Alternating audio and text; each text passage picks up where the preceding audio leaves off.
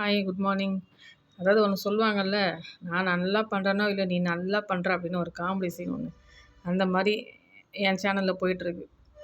ஏன் சொல்கிறேன்னா, நான் சாப்பாடு வைக்க காக்காவுக்கு சாப்பாடு வைக்கிறதுக்கு மேலே 2 மாடி படிக்கட்டு ஏறி மூச்சு வாங்கிட்டு மேலே ஏறி போய் வச்சேன். அது எவ்வளோ மூச்சு இறைக்குதுன்னு எங்கள் வீடியோவில் பார்த்தப்பே தெரிஞ்சிருக்கும். உண்மையாக எப்பயுமே யாருன்னா அப்படி தான் மூச்சு இறைக்கும் பயங்கரமாக.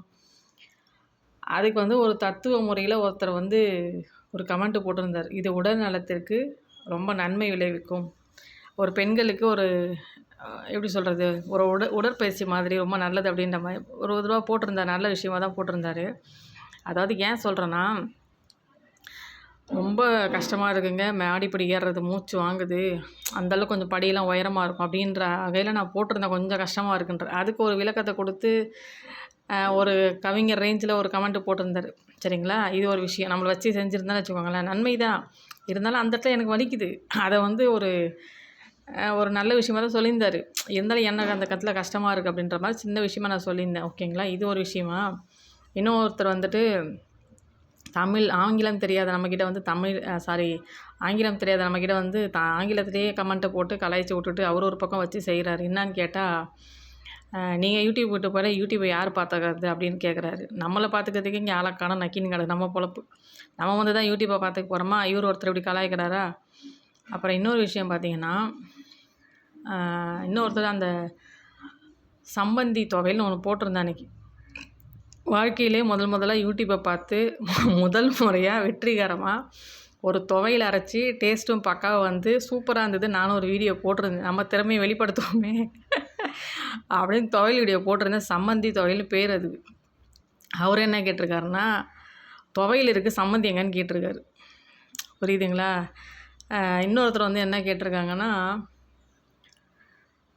இன்னொரு அம்மா ஒருத்தவங்க இருக்காங்களே, அந்த அம்மா ரொம்ப வில்லங்கு பிடிச்ச அம்மா. அந்த அம்மா ஐயோ என்னமோ ஒரு கமெண்ட்டு போட்டாங்களே, ஆனால் நான் யோசித்து திருப்பி அடுத்த வீடியோவில் அவங்களுக்கு தனியாக ஒரு விளக்கத்தை கொடுத்து அந்த அம்மாவுக்கு ஒரு தனியாக வீடியோ போட்டு கிழிக்கிறேன்.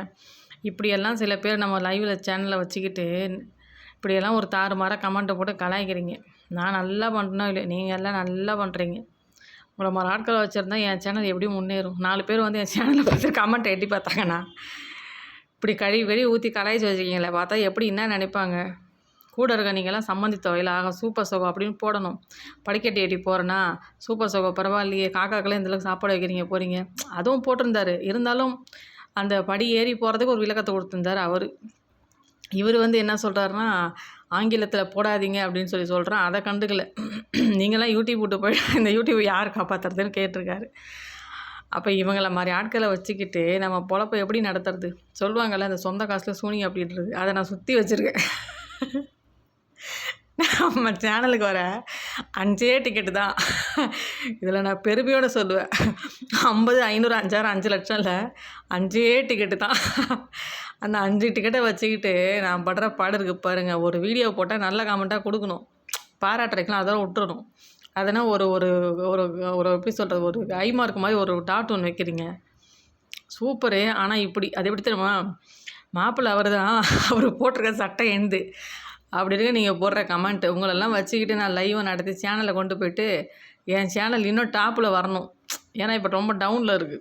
இப்படிலாம் வச்சுட்டு கலாய்ச்சி கமெண்ட்டை போட்டிங்கன்னா நான் எப்படி டாப்பில் வர்றது? நான் டாப்பில் போக மாட்டேன், நீங்கள் தான் டாப்பில் போவீங்க. அதை தான் சொல்கிறேனே, நான் நல்லா பண்ணுறேனோ இல்லையா, நீங்கள் எல்லாம் நல்லாவே பண்ணுறீங்க. வேறு ஒன்றும் வழி இல்லை, இப்படி புலம்பி தான் என் சேனலை நான் கொண்டு போகணுன்னு இருக்குது. என்ன பண்ணுறது? இப்போ இதுக்கு கூட கலாய்ச்சி கமெண்ட் போடுவாங்க பாருங்களேன். இந்த வாரம் அந்த அம்மா ஒருத்தவங்க போட்டிருந்தாங்க, அவங்களுக்கு தான் தனியாக வரேன், ஸ்பெஷல் வீடியோ அந்த அம்மாவுக்கு வரணும். அவங்க வாய் சும்மா இருக்காது, லைவுக்கு வந்தாலும் சரி கமெண்ட் போட்டாலும் சரி அப்படி கலாய்ப்பாங்க. அவங்களுக்கு தனியாக ஒரு வீடியோ இறக்குறேன், சரிங்களா?